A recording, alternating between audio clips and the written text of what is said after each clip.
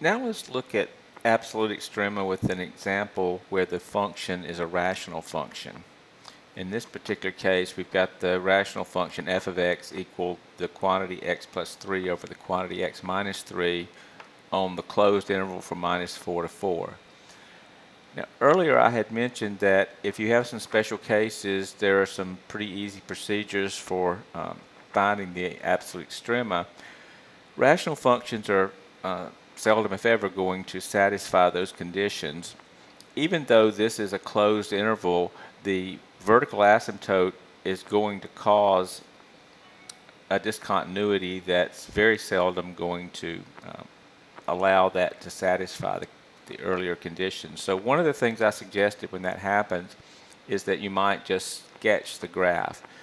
Now, this is not a discussion of graphing rational functions, so what I want to do is bypass the graphing part under the assumption that you have already dealt with that or that you can go back and look at it. But I will point out a couple of things. First of all, this rational function has a vertical asymptote where the denominator is undefined, and that's at x equal to 3, so I drew in the vertical asymptote.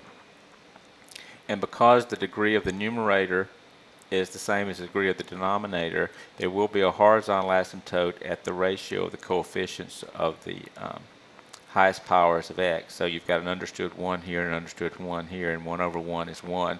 So you have a horizontal asymptote at y equal 1. We're not covering the topic of graphing rational functions, but I do feel like I should have mentioned at least that much. And at this point, you might just plot some points. And again, I picked out some representative points and plotted them on here already.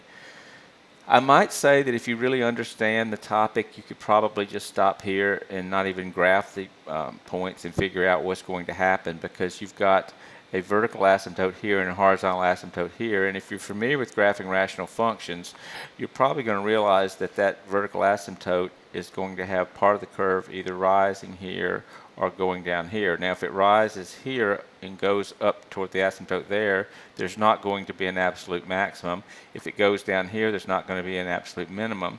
If it rises this way, there's not going to be an absolute max. If it rises this way, it's not going to be an absolute min.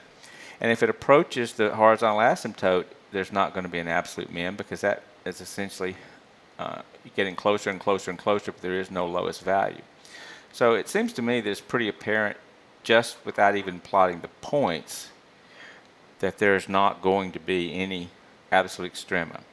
But if you're not convinced by my argument, then I would suggest you plot some representative points, and notice that at -4 you get 1/7, so I plotted it right there. At -2 you get -1/5, which is about right there. At 0 you get -1, there it is. At 2 you get -5, there it is. At 4 you get 7. At 6 you get 3. So you can sort of see what's happening. You've done these before, so none of this should be a brand new idea to you. You can see what's happening with this graph. And over here again you can see it. So you have to do as much work as you need to convince yourself that because this graph is going up along that vertical asymptote, there is no absolute maximum, and because the graph is going down along the vertical asymptote, there is no absolute minimum. So simple answer is there is no absolute extrema at all. No absolute maximum, no absolute minimum. So I would suggest with rational functions you at least sketch out the asymptotes and then either argue from what you know about what a graph looks like, or actually plot some points and convince yourself of the final result.